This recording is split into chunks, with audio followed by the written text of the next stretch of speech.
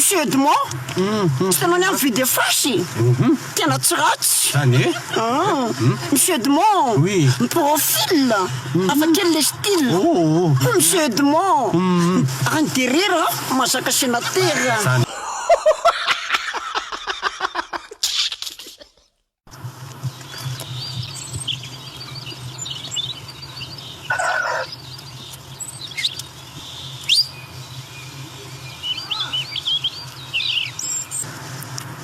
Tsy faly aho milaza aminao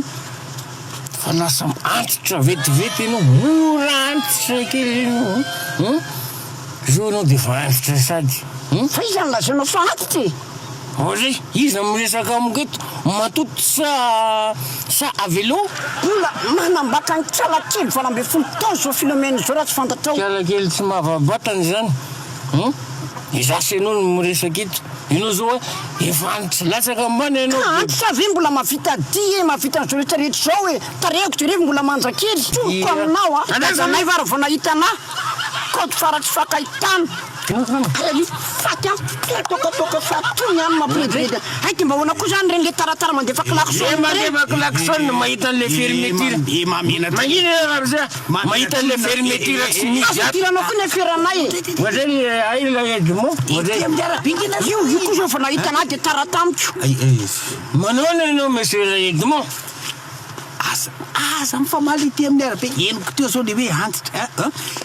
sohony a de lazay fantatra monsieur Edmond hitanao efa antitra mihitsy izy azonao azonao tsy vitany efa antitra ianao fa miakoka azonao efa ratsy mihitsy ianao zany ny ankoka lopone monsieur Edmond sohi bikako ty lazay fantatra aho efa antitra anao fa mibikanao fotsiny mibikanao fa nitarehanao efa vita monsieur Edmond tsy tanao ny amin'ny vide fasy tena tsy ratsy monsieur Edmond profil avec quel style monsieur Edmond intérieur masaka sénateur mitonatona ianao efa tsy fitiavana mihitsy ona azafady aloha azafady zao firy taona moa ianareo no nivady tsy tadidiko efa 10 taona monsieur Edmond 10 taona zany efa miva vo 10 taona zay zao vady azy firy zanakareo efatra hitanao zany namse izy aloha izy zalahy io za kosa aloha sama no mitsipaka ene fa hitanao izy miteraka sama no mitsipaka zany oka batama fizaka izy moa naranao izy anaranao razoko mbe ny anaranao zany tokony atao hoe razokony be Jean Bitro voilà très bien merci monsieur Bitro mieritsereta ton'olo Jean Bitro dika zany hoe razokony be mpanao thérapie ianao manao thérapie sa antitra olona tsy rata allez attaque zay mihitsy verena amizay